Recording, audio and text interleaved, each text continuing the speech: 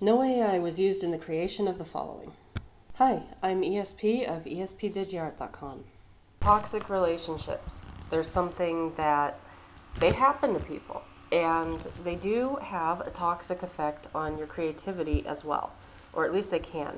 Taken into an extreme, toxic relationships can turn violently abusive. I actually dealt with that from a family member for several years, and I was really only around as long as I was because I had medical issues that prevented me from supporting myself, and that meant the price tag for leaving. And I'm not talking about money. I'm talking about in terms of the problems I would incur as a direct result of doing so was an incredibly high price tag.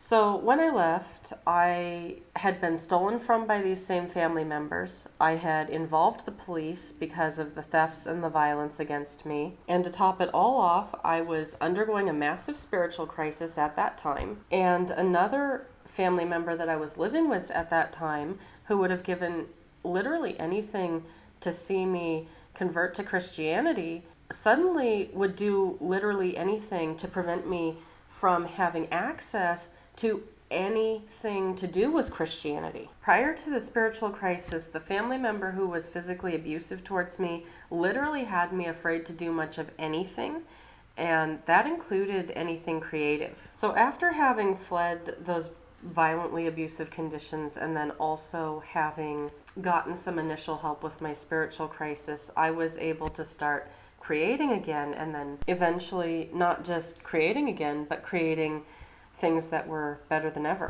Now, as all of this was going on, I'm still unemployable. I have been since birth. I am to this day.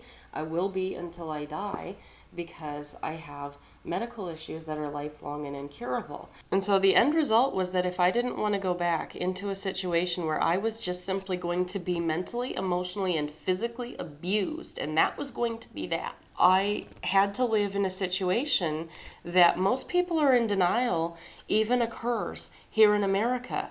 And as bad as that situation was, once I got out, it was better for my creativity. It was better for me spiritually.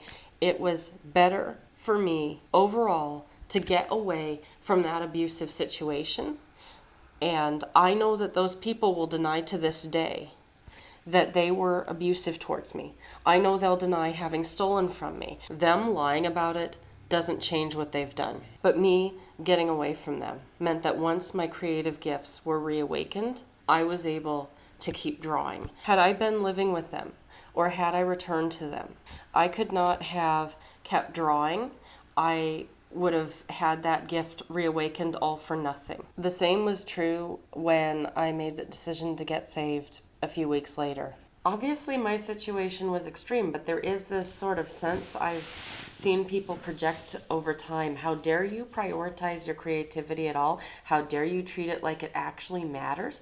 How dare you actually take time for it? Every person who ever says that to an artist, and worse, actually succeeds in getting them to put down their sketchbook, their pen, their whatever, I don't care, their paintbrush, their canvas, their chisel, their piece of marble, you name it. I don't care what kind of art it is. That person is guilty of something truly heinous against humanity. That person has first robbed that artist if they get them to put things down.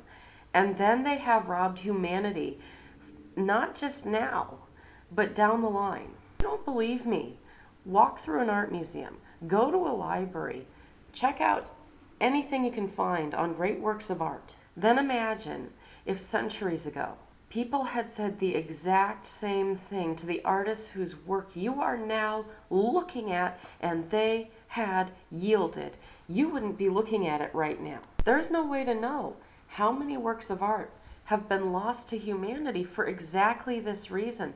There's no way to know how many works of art have been lost to humanity because another one got delayed. And on the flip side, artists, you don't know either. You have no possible way of knowing, but you do know that you're being robbed right now, and you do know that other artists have created things that still mattered hundreds of years later. And you do know that they didn't do it by saying that their art didn't matter and shouldn't be a priority. So bottom line, those toxic relationships might very well have implications and ramifications far, far beyond your lifetime.